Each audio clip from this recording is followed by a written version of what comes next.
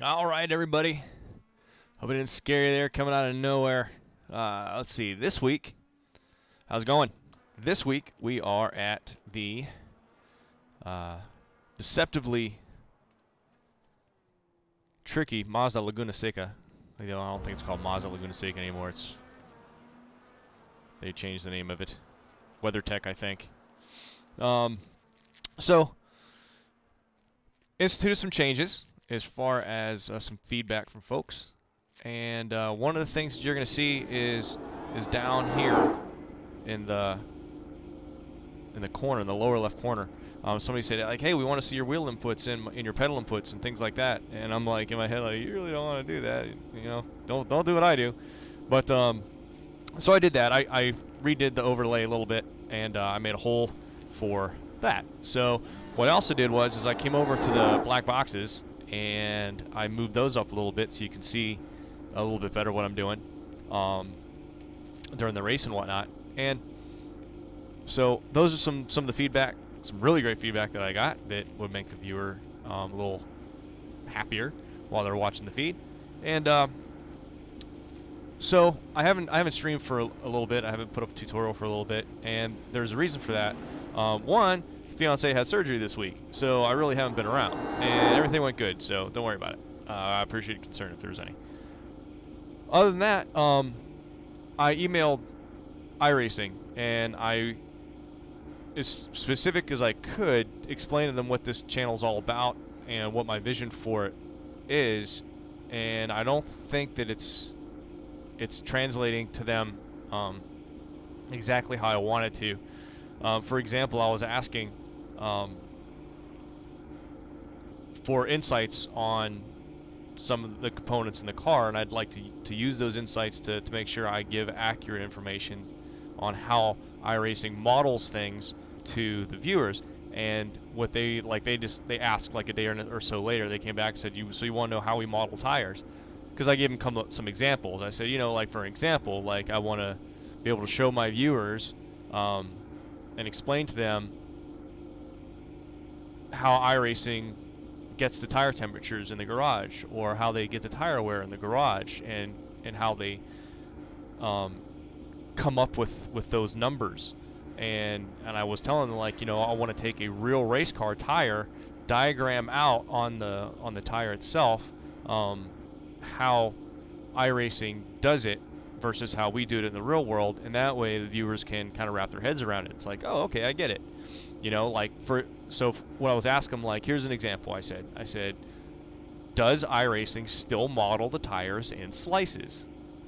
And what I mean is, if you took the tire and you were standing it up like like a normal tire would be sitting on the ground, but imagined it not as one piece, but as like a stack of nickels squished together.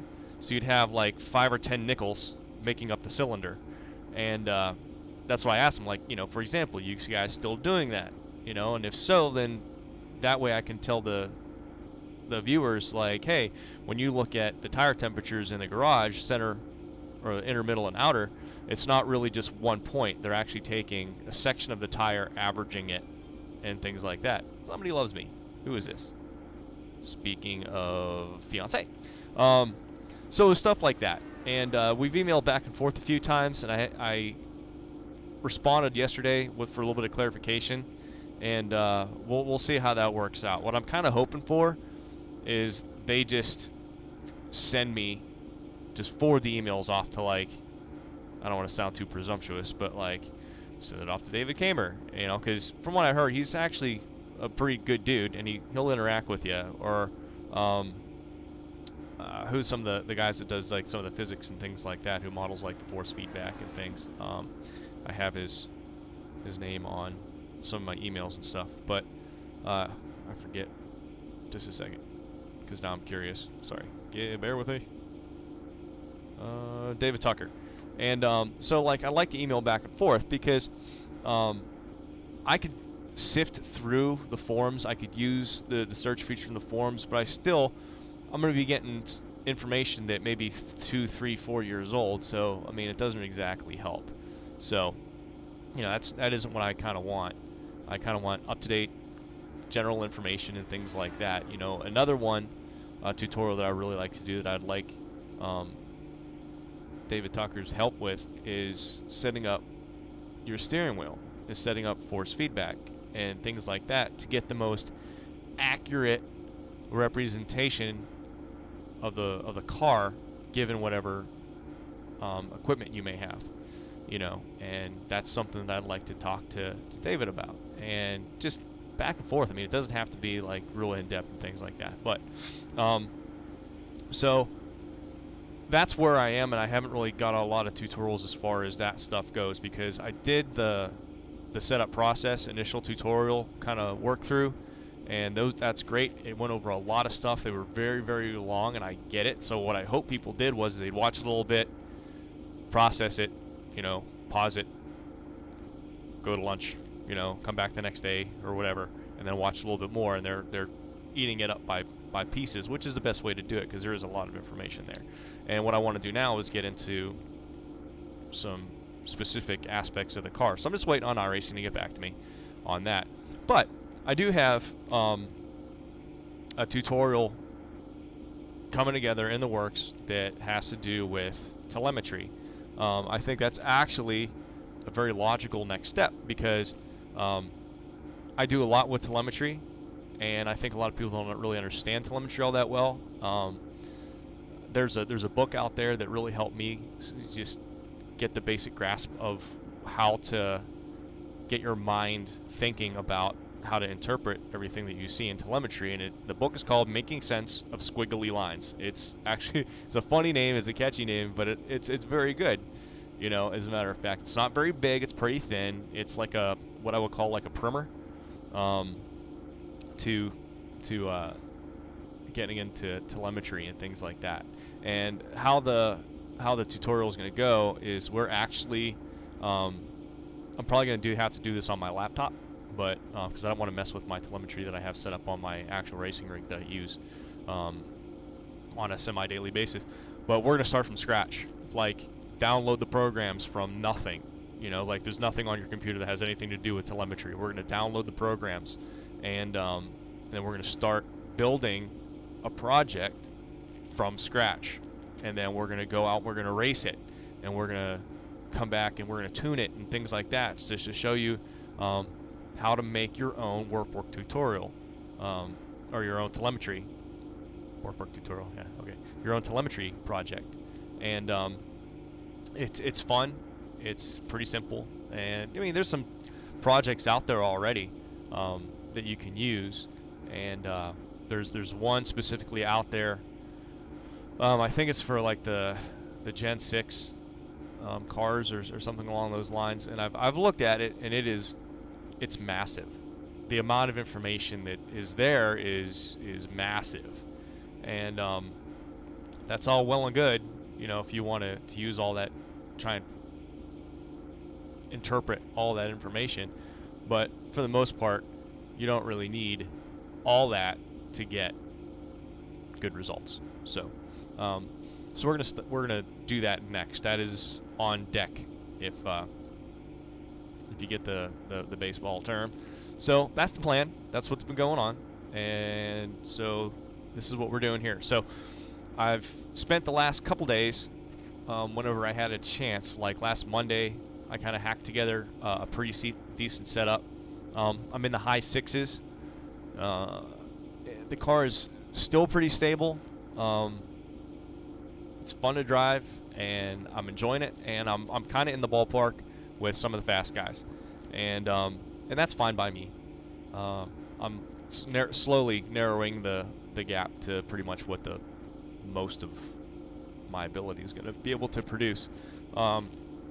So right now, what we're going to do is we're going to come out of this, and we're going to take a race setup, and I'm going to put that there on race, and then we're going to take it over to a qualifying setup. So let me really quickly double check and make sure that's not what I want. Let me double check that the stream is working.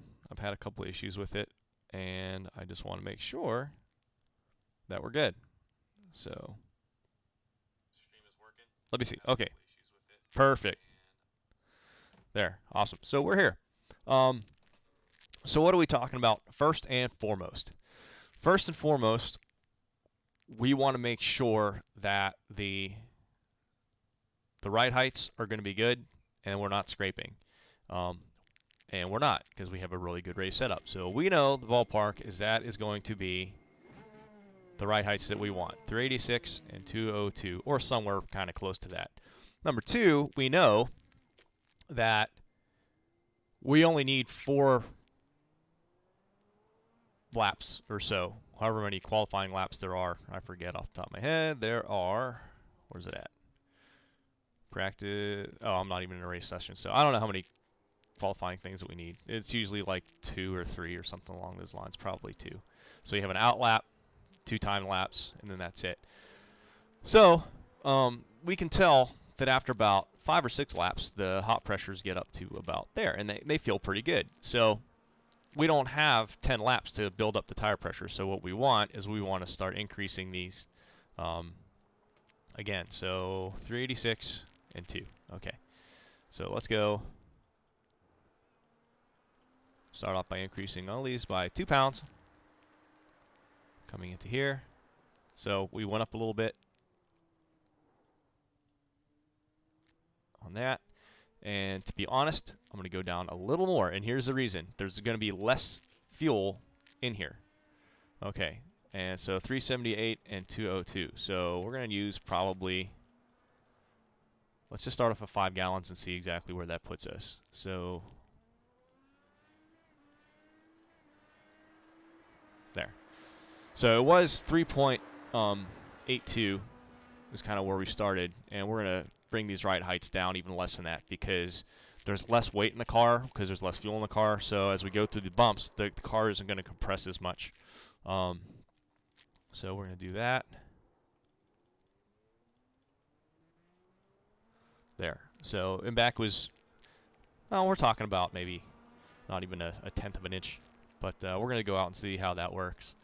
And then we're not going to mess around with the gearbox or anything along those lines, and that's the dampers, and we're not going to really screw around with all that much. So let's go out and see how we are.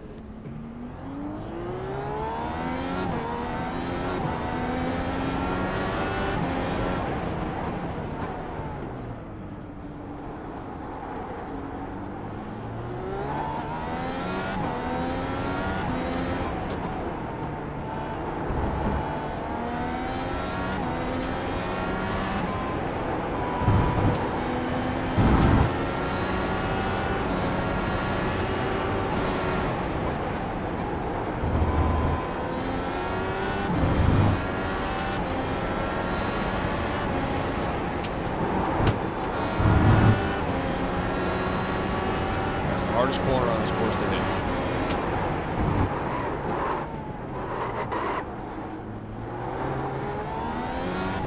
You got to be real careful through the corkscrew because you've lost a lot of grip just because the weight of the car's down.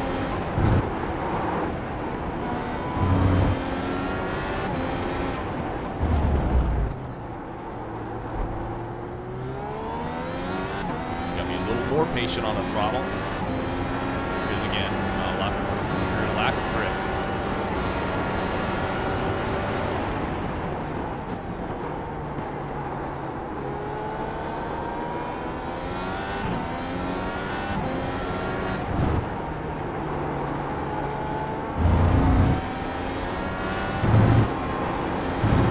Start finding your entrance to pit road. We've been here in a few.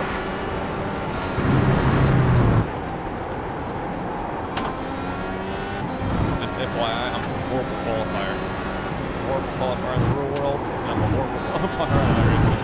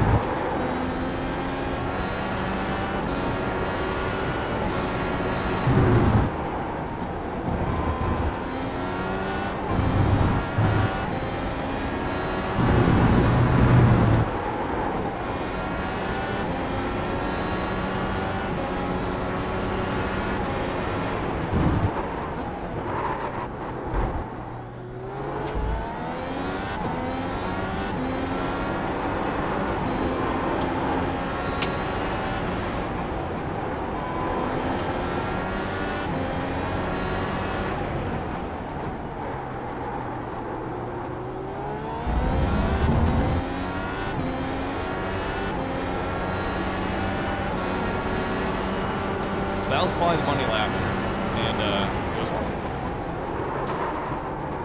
But I'm going to keep running this set just to, A, get a little more information on the country, and B, just to kind of get a little more used to it.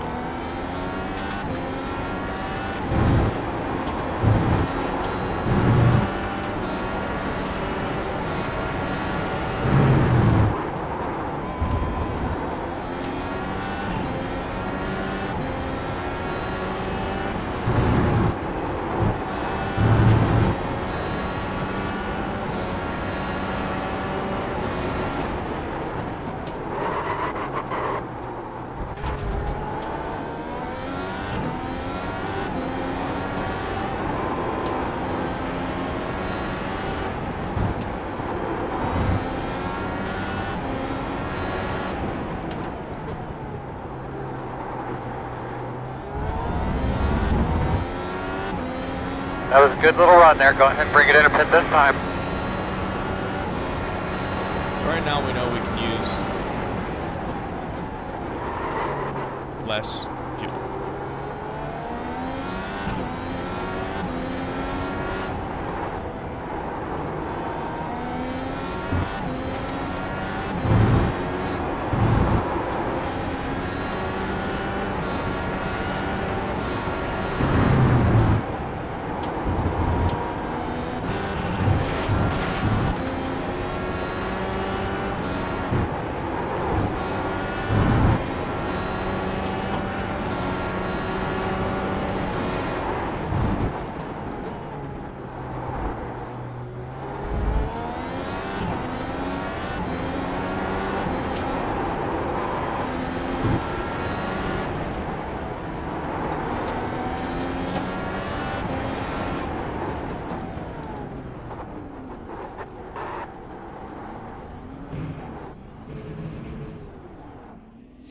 Okay.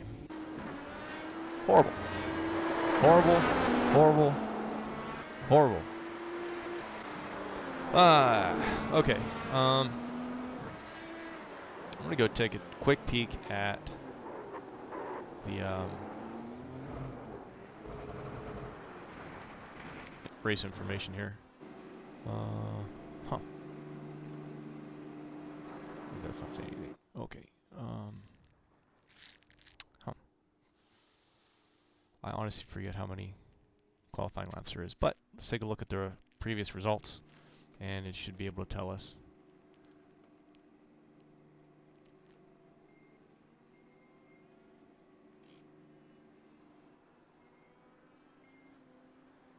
Practice qualifying. Okay. How many laps do we do here? Laps completed 2. Okay, so 2. That's what we need.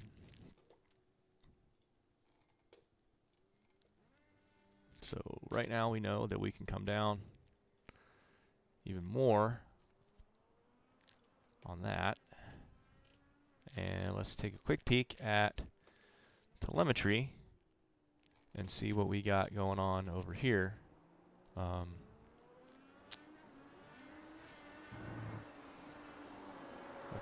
so telemetry over into this window here, and we will look at it. Okay, so this is the run that we just did, and you can see there's a couple spots that are scraping on the bottom of the tub, but again, not horrible.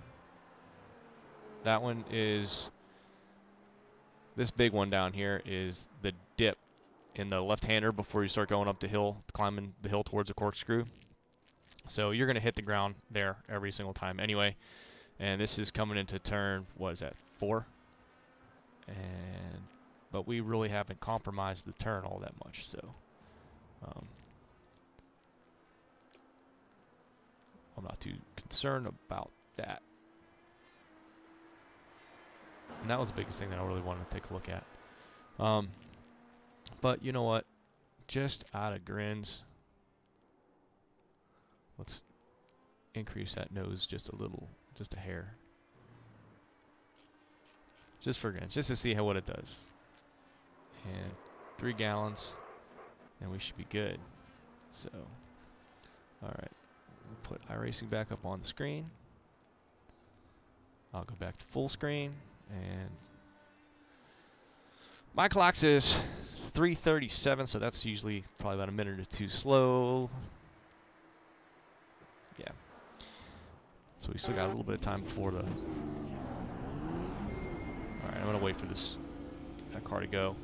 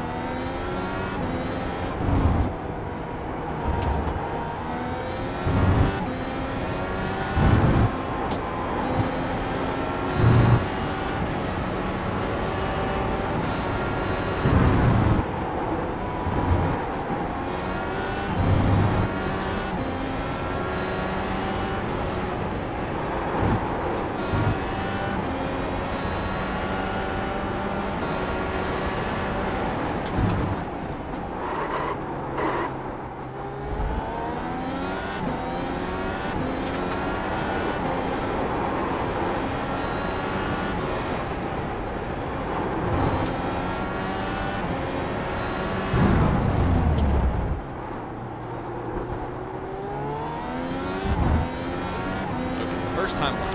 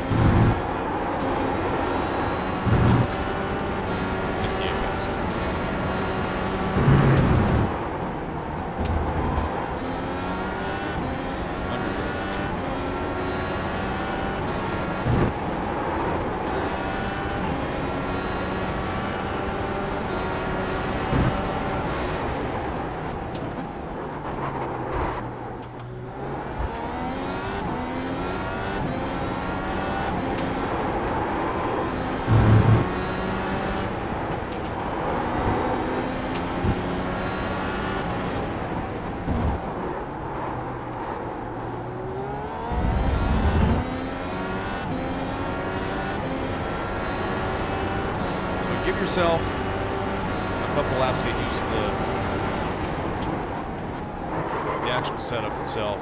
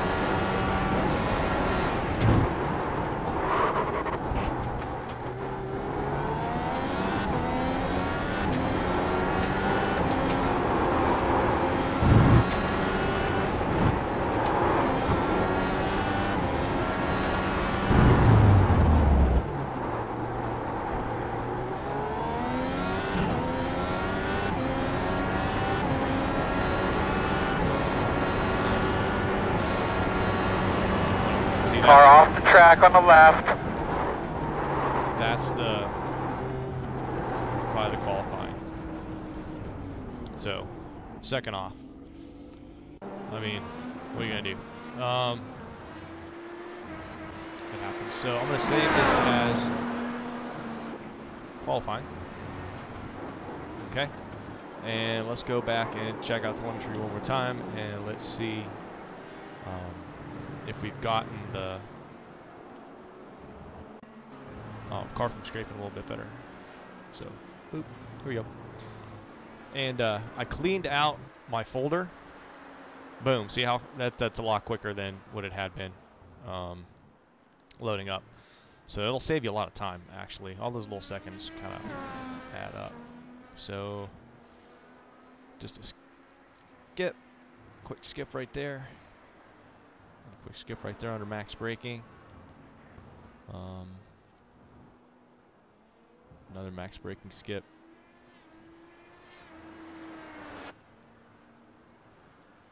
All these right here are under load because that's a pretty high load corner. After that left-hander after the corkscrew, that's all pretty high load stuff. And then another scraping right there. So we can go back into iRacing and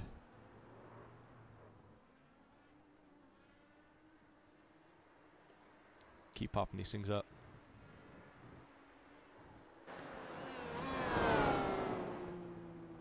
Okay. Done.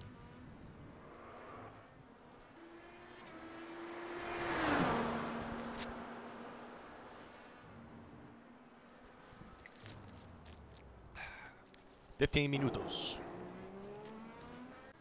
All right. Anybody coming? Where'd he go? That guy.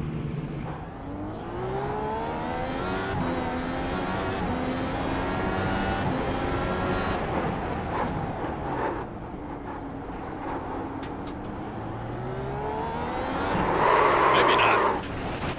Holy crap. Tried too hard. Yay.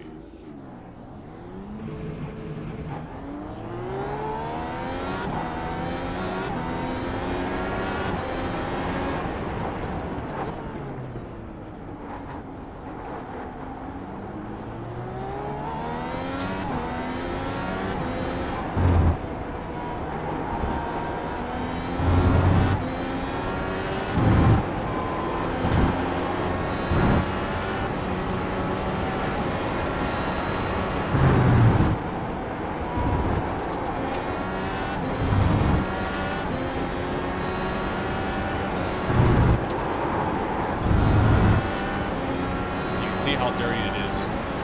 New surface model. This track is notorious, especially this corkscrew. So you have to be super careful during the race, because chances are there's going to be a lot of off tracks there, even through there, and still shit. It's going to mess up your grip level. It's going to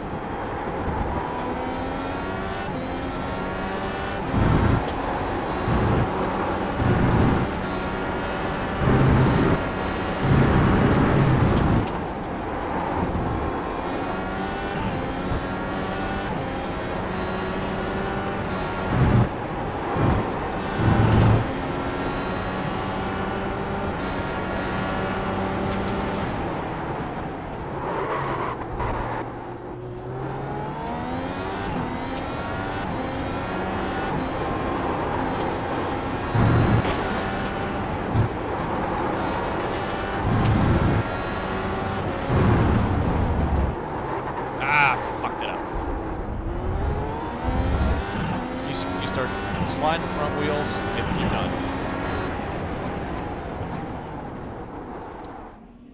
But, okay. I want to take a quick peek at the replay here and see.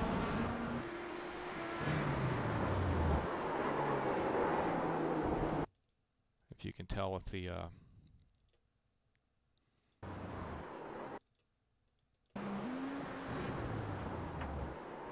We just got the wheel hopping is all.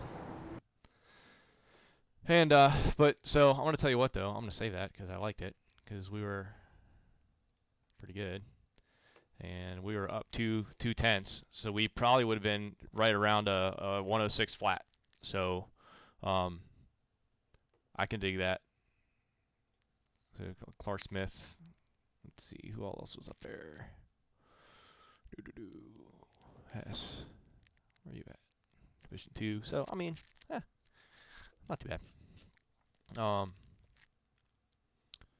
So let's go back and